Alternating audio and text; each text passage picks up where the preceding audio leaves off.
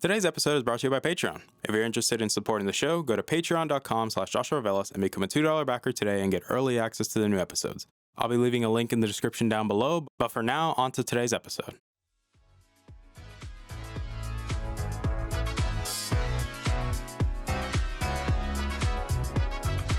You're listening to the Augment Experience podcast. I'm your host, as usual, Joshua Velas. I'm a student, musician, and a gamer at heart. Join me as I sit down every week to talk about all the latest news in the technology, business, and video game world. I hope you guys enjoy.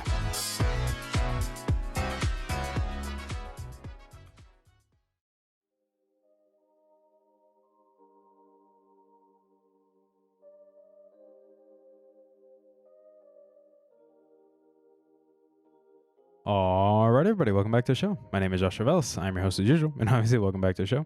Today's episode 189 of the show, and before we get started into the house cleaning quick, because, well, we just like to do it around here, so let's just get on with the house cleaning, because today's going to be a little bit more of a shorter episode since my thoughts are pretty short and concise when it comes to talking about this thing, but we'll get to that when we get to it. I do want to say thank you guys for coming back and listening to today's episode. It really does mean a lot to me. You guys constantly make time every day to download these episodes, to share these episodes, to constantly keep letting me know how you feel, whether you like my stupid face or not. I greatly appreciate you guys take time in your days to, either watch these episodes on YouTube or you download them on Spotify, Apple Podcasts, or wherever you like to listen to your podcast, and just listen to them while you're driving or doing homework or whatever else you like to do when you listen to my show, which I don't want to know. I personally don't want to know. But I do thank you guys for making time to, like I said, just download these episodes, share these episodes, and, interact with me or interact with the show specifically, since you guys do vote on the topics. But I also want to say thank you to Patreon backers for supporting the show. So thank you, Patreon backers. If you want to become a Patreon backer, you can just click the link down below, and, well, it's pretty easy and straightforward from there. I do also want to say thank you guys, because we're almost about to hit 2,700 total downloads, so thank you so much for that. I really appreciate it. Hopefully we can hit 3,000 before the 1 year anniversary, or if we're really pushing it, try to hit it before the end of the year. But with all that jazz out of the way, let's get on with today's episode, mainly because I'm going to be talking about the Apple Watch Series 7, and I know it's easy to go down the rabbit hole of talking about, oh, this was the leaked design, this is not the leaked design.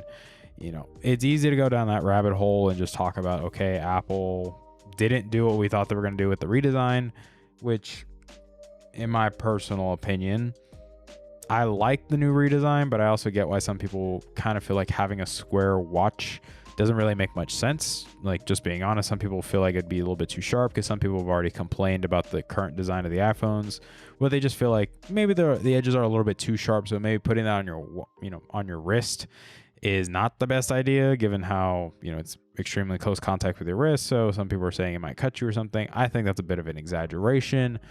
But what I mainly want to talk about is how the Series 7 is right now, and, where we're at in terms of the Apple Watch, it's kind of proving the point that you don't need to make a new iteration every single year, just being honest here. And this is extremely prevalent when you think about the Series 7 watch, because if we want to break it down in just the simplest terms imaginable, the only upgrades that come with the Series 7 is the bigger display, which is about 23% bigger, and the faster charging. That's pretty much all you're getting, because internally it's already been shown off that internally it's the exact same watch as the Series 6, same processor, same battery. The only difference is that it's able to charge faster in comparison, and the bigger display. This is where some people have been going back and forth regarding it, where they're like, well, who's this watch really for? Is this watch for, Series 6 owners? Should they upgrade to the Series 7? I'm just going to give my personal opinion. No, you literally gain absolutely nothing. The bigger display, some people are like, well, it makes a difference. And I'm like, not really. Like, you honestly couldn't tell the difference. It'd be different if, say, we went from like the Series 3 to the Series 4. Like, that was a bigger difference because the display was bigger. Or, comparing like a Series 3, which is, I still find it funny that we mentioned the Series 3 to begin with, the fact that it's still on sale. I will say this though, I don't think the Series 3 should continue to be sold. I think that watch should be long dead by this point. If you want an affordable Apple Watch, just being honest, the SE is a much better option. It's much newer. It's obviously going to last much longer than the Series 3, but I get it. They want to like provide that entry level option, but I'm just like, if you're already going to spend about $200, you might as well spend the extra 80 and get a better watch. Just being honest here. Like, I'm just being honest, especially if you're just using your Apple Watch for like, basic fitness tracking or just having a nice watch. Because I know it's been a big debate that people have had, like, is the Apple Watch truly the best smartwatch? I would say, depending on what you want to do, then yes. Is it the best at everything? No. Is it an aesthetically pleasing watch? Depending on who you ask. But I think in terms of functionality and what it offers, then yes, I could see the argument of the Apple Watch being the best smartwatch on the market right now. Now, that could, twist some heads, especially given the fact that, Samsung just came out with the Galaxy Watch 4. So, we'll just have to wait and see. But back to the Series 7 specifically. We really have to address who's this watch really for. Because even me as an SE owner, I don't see a reason to upgrade from my SE to the Series 7. Just being honest, there's no reason to upgrade, especially because the watch does everything I want it to do. Which I think with Apple Watches specifically, the reasons for upgrading are much different compared to your phone. Because like some people upgrade their smartphones just because like it's just easy. But I think with smartwatches, this is where I kind of like to say consumers use their brain a little bit more, where they rationally think about, okay, do I need to upgrade? And most of the time, the only reason people upgrade their smartwatches is because it either broke or, they just have a really old one. They want an upgrade, like prime example. I think the Series 7 would be a great upgrade for anybody that has a Series 1, 2, or 3. I think that would be an incredible upgrade, especially given what you're getting out of it and the features that you gain out of having a newer smartwatch. But I'd say like for SE or Series 6 owners, the Series 7 makes zero sense. And who knows? Maybe this could be due to the chip shortages that Apple's experiencing, that just didn't have a way of upgrading the Series 7 like internally due to the chip shortage. Or, prime example, we were talking about the leaked redesign that John Prosser had posted on his YouTube channel for months now, that was talking about that this is what the Apple Watch is going to look like, that it's going to start falling in line with the design of the iPhones. And well, that didn't happen. Now, could this design still happen? Yes, it can. It could probably be the Series 8 or maybe a future watch. But at the rate we stand now, like, which is the Series 7, and given the fact that the Series 7 was the most, I'd say, elusive item that was shown off at the Apple event, especially it's kind of funny at the time it's recording, we have an Apple event next week. So the time this episode goes live is like the 15th of October, and the 18th of October, we have the other Apple event where they're probably going to show off the M1 Max and stuff like that. And then after that is the Pixel 6 event. So hooray. It's going to be a really interesting week next week. But I think this just, like I said, it just reinforces the idea of not really needing to upgrade every single year. Or in this case, Apple doesn't need to make an Apple Watch every single year. Like, I get it. It's tradition. It's normal. It's expected because they always want to make an Apple Watch with the iPhone. I just think at the point where the Apple Watch is, like, they don't need to really make a new watch every single year, because the Apple Watch is going to sell well regardless. People buy Apple Watches all year round. Like, they don't care, because that's usually what happens is the new one comes out. So let's say when the Series 4 came out, obviously the 3 was still in stock. Series 5 came out, the Series 4, they took it off, put the Series 5. When the Series 6 came out, the Series 5 went out of stock. Then they, it was only the Series 6, but then they brought the SE into the equation to make a more affordable Apple Watch that was more modern and had good, newer features in comparison to the Series 3. So that's why you were paying an extra $80 on top, because you were getting a newer experience instead of the original, how the Series 3 was, smaller display and just overall not that good in today's standards, especially because now it's extremely old. So the fact that it's still getting software updates is some miracle of God. But I think it's time we take Old Yeller out and I think next year is when they'll finally get rid of it and make the SE the baseline watch, which I hope they do that. It only makes sense. But this, again, just continues to prove the point that it doesn't make sense to upgrade. It really doesn't. If you already have a Series 5, Series 6, SE, I'd say even a Series 4, I don't think upgrading really makes any logical sense. Like, if your watch is broken and you don't have warranty on it, then yeah, it makes sense to upgrade. Or say the battery dies in yours and you don't have any way of fixing it, then yeah, that makes sense to upgrade. Or say, I don't know, like some people talk about like the new sensors in the modern watches, like the Series 5, Series 6, like the EKG and stuff like that. And I'm like, granted, yes, those are nice features. Should you take them 100% as medical advice? No, because those are not medical devices. Keep in mind, our watches are watches, or in this case, smartwatches, so basically just smartphones on your wrist. they're still not medical tools. So let's keep that in mind. Like, do not trust these things 100% because, like I said, these are not medical tools. These are literally just tools that we use on a regular day basis to communicate with one another.